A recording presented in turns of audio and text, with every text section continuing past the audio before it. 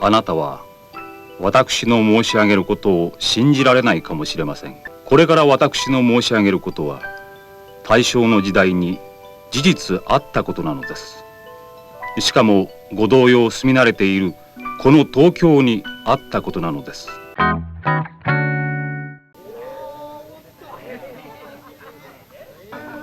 일본 근대화의 화려한 등불이 구시대의 그림자를 몰아내기 시작한 어느 날, 이야기는 부유한 어느 집안의 성대한 혼례식이 끝난 직후의 장면으로 시작됩니다.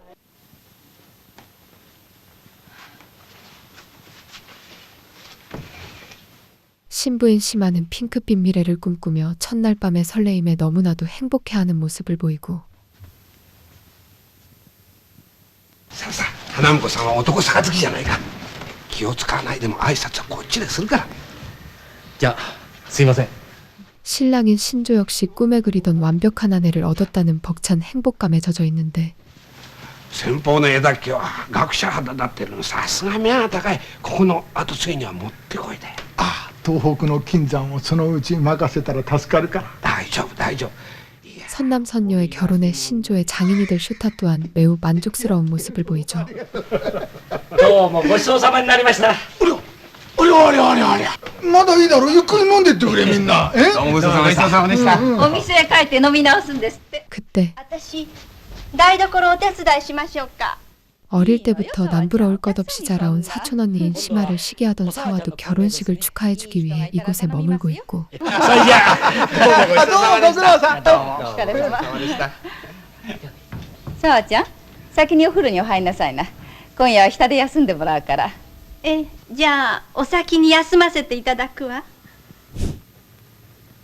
그렇게 밤은 깊어지고 드디어 시마와 새신랑 신조는 첫날 밤을 맞이하는데, 行ってもいい？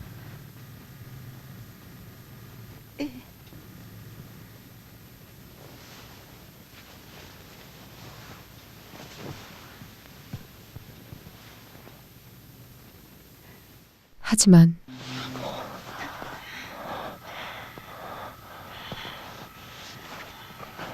신랑인 신조는 종족번식 행위 도중 고개 숙인 남자가 되어버린 채 중도의 거사를 멈추게 됩니다. ごめん。疲れてるようだ。 그렇게 꿈같은 신혼 첫날 밤을 기대했던 아내 시마는 큰 실망감으로 깊은 상처를 받게 되죠. 그러나 あんたの体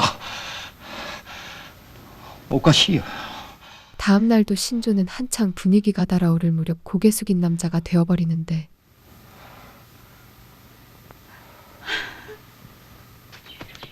다음 날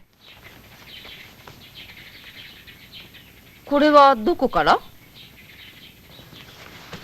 どうしたのこの櫛。若旦那様の紋付きから今。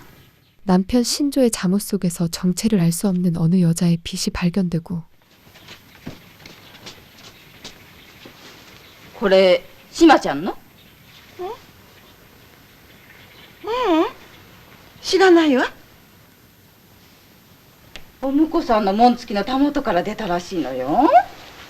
女の差し虫なんかどうして？ 그 빛의 주인은 바로 사촌 동생인 사와의 것임을 알게 되는데, これはお沢さんのです。前髪に刺してらしたのを見たことがありますから間違いございません。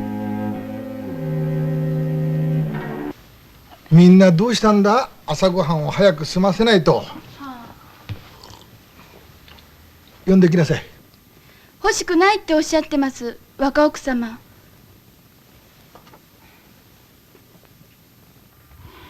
これでおしまという人は何でもはいはいとあんたさんの思い通り。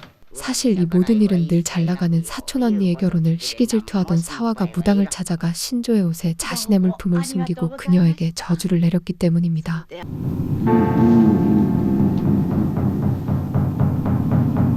사와の娘としのために心より役立ち力貸しを。 매일 밤 무당의 말대로 신혼방 바로 아래층에서 밤마다 저주 주문을 외웠던 사와.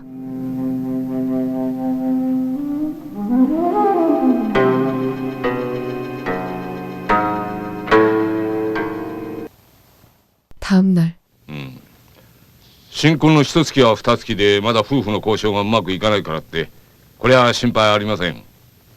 밤일을 제대로 하지 못하는 남편 걱정에 심하는 병원을 찾아가고 それは神経のせいじゃないですか。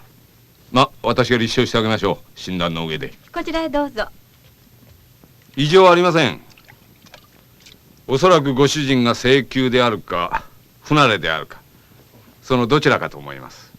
심하는 자신의 몸에는 아무런 이상이 없다는 사실을 알게 되는데 하지만 언니를 시기 질투하던 사화의 사주를 받은 무당은 매일 밤 심하를 향해 저주를 퍼붓는 끔찍한 의식을 치르고 있었죠.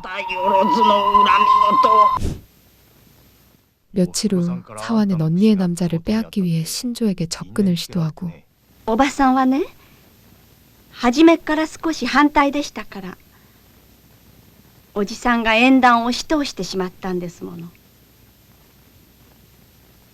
あなたは島ちゃんがお好きなんでしょ？だが何言われても財産目当てで辛抱しているなんて思われるのが心外だ。羨ましいわ。 사화는 결혼 생활이 행복하지 않은 신조의 마음을 위로하는 척하며 그의 호감을 사기 시작하는데 で、ご用件っていうのは？私でお役に立つことでしたら。なに？ 결국 신조는 대놓고 자신을 유혹하는 능구렁이 같은 사화에게 점점 빠져버리고 あの重苦しい空気はもうたまらない。まあ、じゃあ気晴らしでも少ししてお付き合いしますわ。心配だから。 결국 그는 사화와 동침까지 하게 되고 그동안 실패하기만 했던 거사를 그녀와 아주 만족스럽게 치르게 됩니다. ああ、沢ちゃんと浮気は続けるつもりだよ。 마침내 둘의 관계는 금세 들통나지만 자신의 밤 생활을 만족시켜주는 사화를 포기할 수 없다고 말하는 신조. あの人と今後もずっと。ああ、金山へ連れて行って別宅にあれを置いてやって、本宅はそっちが留守居をしているということで折り合うなら。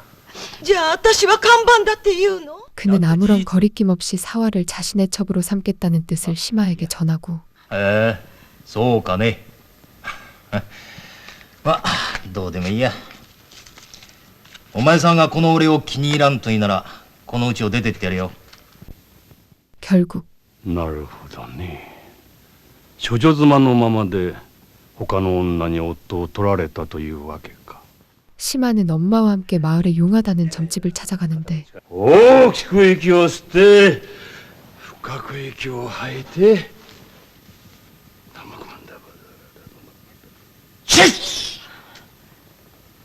무당은 심하에게 더러운 악귀가 씌어 있다며 특별한 치료가 필요하다고 이야기하죠. なんとか治らないものでしょうか。悪魔に見入られたの同様なんだ。純真無垢まだ裏若いこの娘さんをなんとか助けてあげなくてはな。そして命の注入を我が日の神に念じ立ち直る祈祷をせにゃ。はい。 무당은 심하의 몸에 씌인 악귀를 몰아내기 위해서는 특별한 기도가 필요하다며 당분간 자신의 거처에 머물며 정성을 들일 것을 지시합니다. まずそれから取り除いていかなければ。どうぞよろしくお願いいたします。ちょっとこっち来なさい。 하지만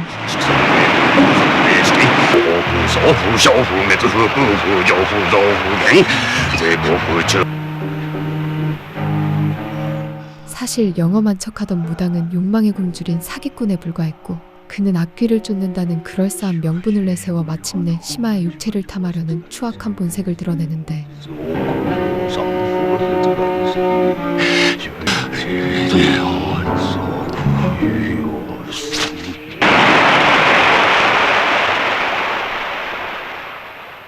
그렇게 시간은 흘러 4년 후 4年後の関東大震災が下町一帯を火の海と化し、お島は両親も家も店も一夜のうちに失って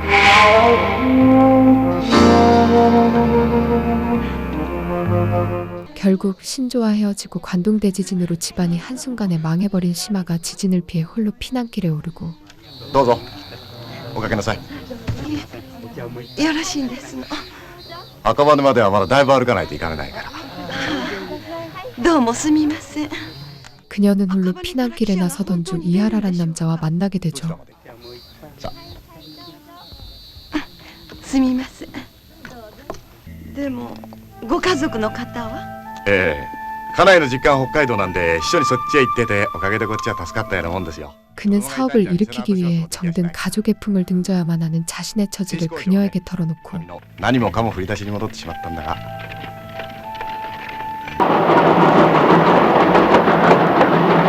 관동대지진이라는 혼란한 시기에 만난 두 사람은 금세 서로를 의지하며 호감을 가지게 되는데 さあ まあ、じゃあ半分ずつ。今食べてきた。腹が空いてたまらなかったから君が寝てる間に行ってきたんだ。さあ。ありがとうございます。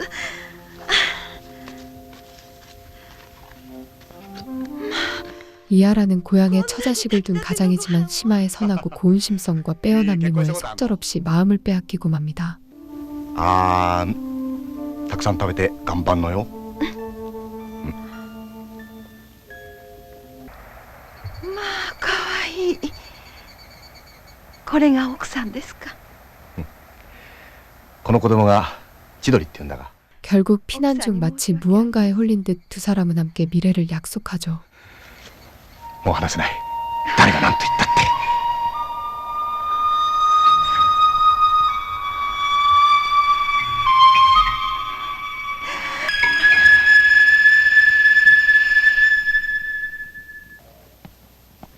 그렇게 이하라는 고향의 아내 몰래 그녀와 딴 살림을 차리는데 北海道から電報でございます。 어?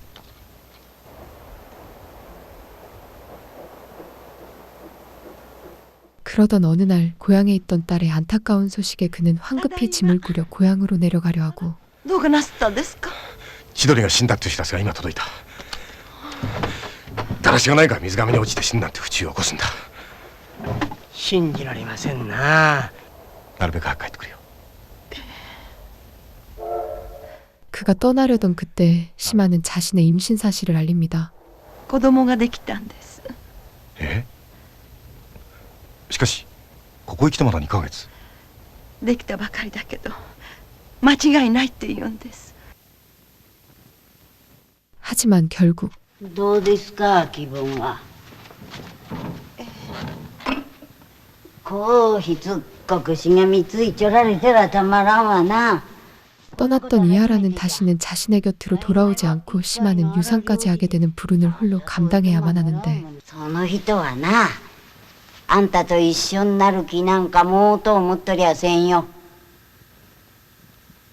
そんな人を当てにしとったら、あんたも不幸に引きずり込まれてしまう。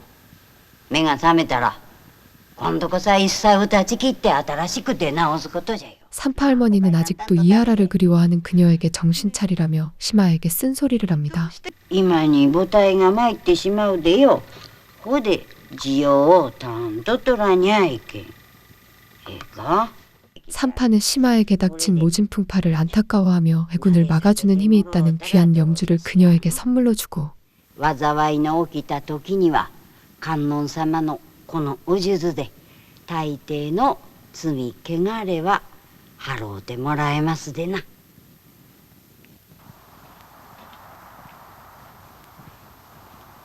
그렇게 또다시 시간은 흘러 10년이란 세월이 흐르는데 私の気が済みませんから心を込めて縫わせていただいております。それだから評判を取るんでございますよ。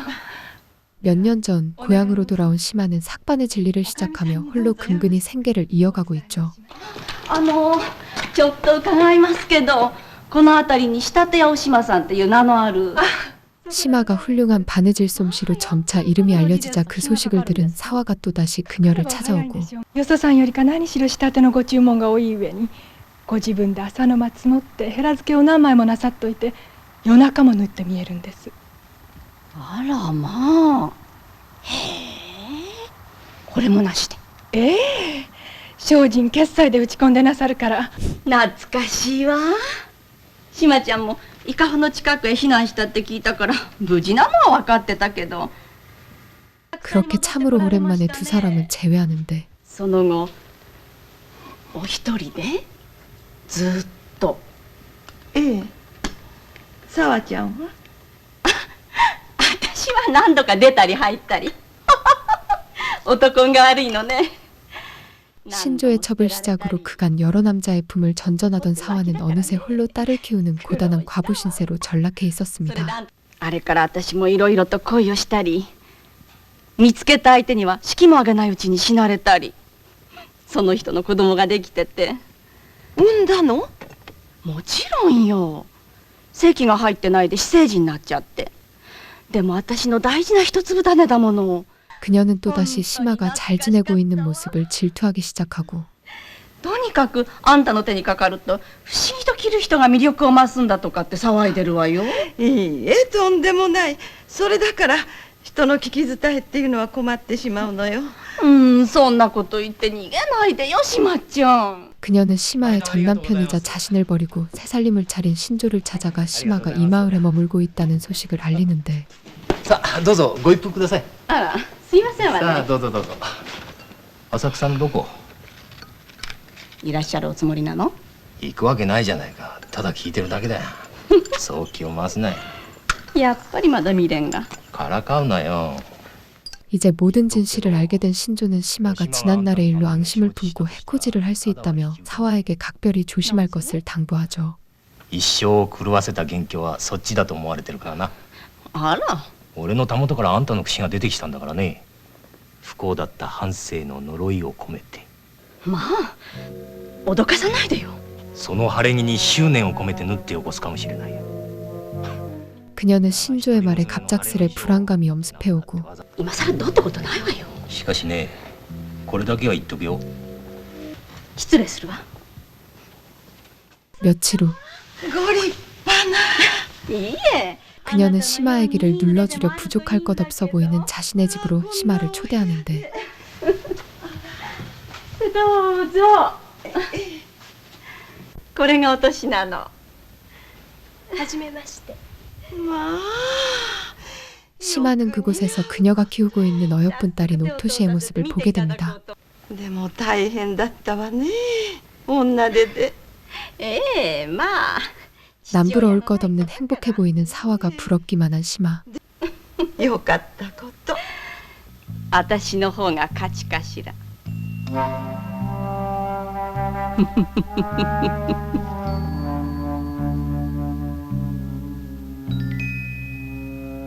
それでお礼はいかほどでございましょう。いずれその人をもらうでよい。 며칠 후 사화는 또다시 무당을 찾아가 심아를 완벽하게 파멸시킬 저주를 퍼부어 달라고 부탁하는데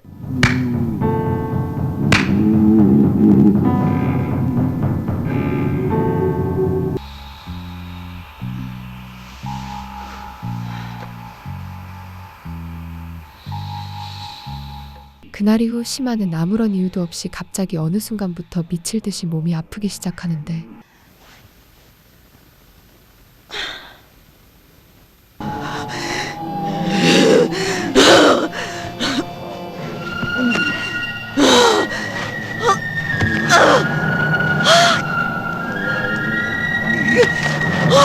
원인을 알 수 없는 고통이 며칠째 이어지자 그녀는 그저 식은땀을 흘리며 고통 속에 몸부림칠 뿐이었죠.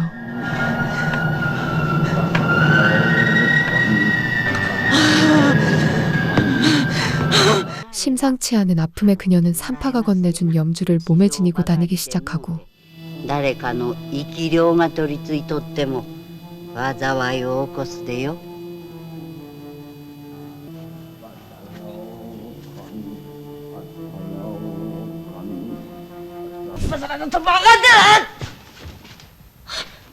お主様。向こうで何か妨げをなす者がおるらしい。 그날 이후 무당은 자신의 저주를 가로막는 힘을 가진 무언가를 심아가 지녔다고 사화에게 이야기하는데 どうもならん。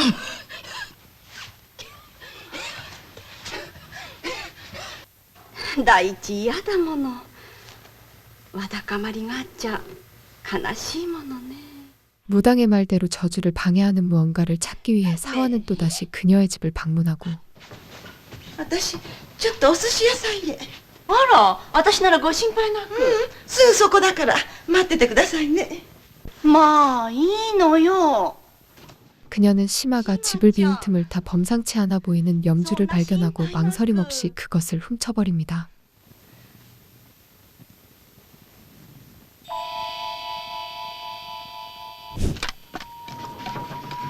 おかえりなさい。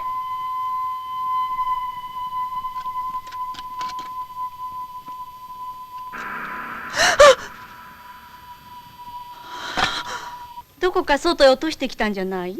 いいえ、すぐそこで気がついたのよ。じゃああるわよ。今に出てくるわ。しっかりとここ入れておいたのに、どうしてなくなったのかしら。狼の御事が落とさせたもうたんじゃ。バサラ狼に逆らうとためにならんで。バサラだとバンガビラウンケン、バサラだとバンガビラウンケン、バサラだとバンガビラウンケン。 그날 이후 엄청난 환영과 고통에 시달리는 심아.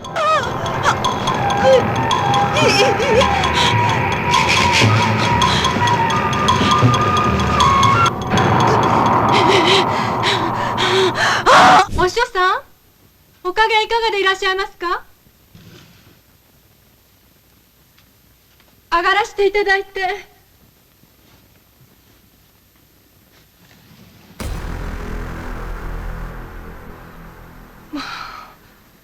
お師匠さん。 결국 심아는 생기를 잃고 급격히 쇠약해져 뼈와 가죽만 남은 앙상한 몰골로 변하기 시작하죠. なんだか調子が狂って。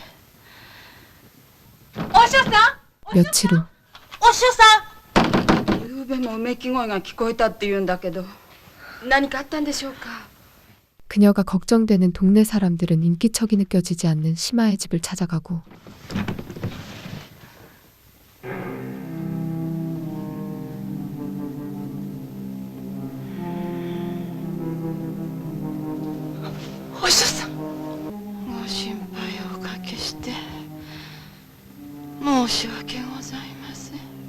한편 あれっきりどうしてもわからないんですよ。おばさんの病気見舞いに行くと言って出たっきりで。 사화는 심아에게 저주를 퍼부은 뒤 조만간 결혼하기로 예정되어 있던 자신의 딸아이가 갑작스레 행방불명되었는데 お手は尽くしたんですが、どこかに生きてさえいてくれた。 사위가 될 타쿠야는 갑작스레 벌어진 일에 어찌할 바를 모릅니다. それでそのおばさんという人はどこに？それがわからないんです。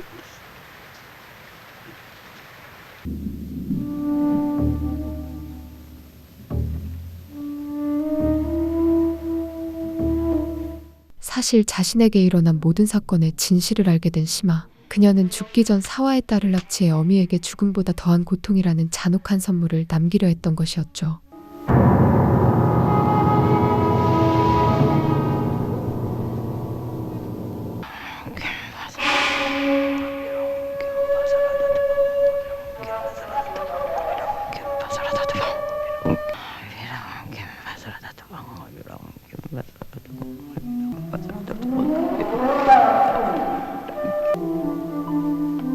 あの人は夜になったら必ず私を連れ戻すと言いました。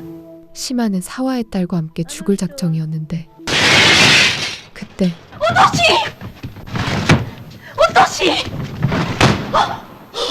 우여곡절 끝에 심아가 납치해간 자신의 딸을 찾게 되는 사화. 神罰を恐れぬ届き物を。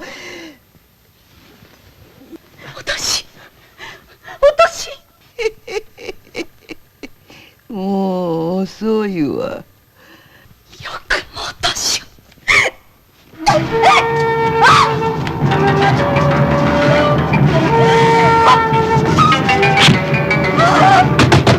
결국 사화는 그녀의 손에 최후를 맞게 됩니다.